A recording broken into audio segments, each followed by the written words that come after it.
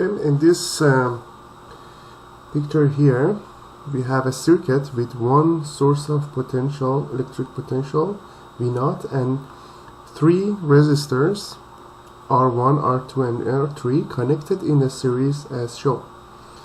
We would like to find out the value of the equivalent resistor. Usually we call it as RS. So the circuit would simply contain a source V0 and the resistor RS. The amount of current through the circuit from the source is I0. So using the Kirchhoff's voltage law, we can say V0 equals to V1 plus V2 plus V3.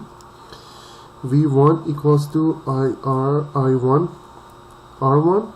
V2 equals to I2 R2.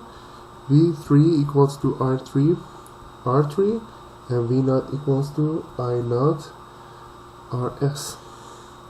So we can say, instead of V0, we can say I0 RS.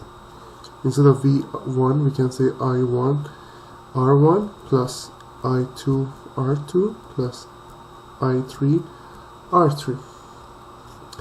We can say again, based on the Kirchhoff's current law, we can say I0 equals to I1 equals to I2 equals to I3. So then when we cancel all these i's, we can say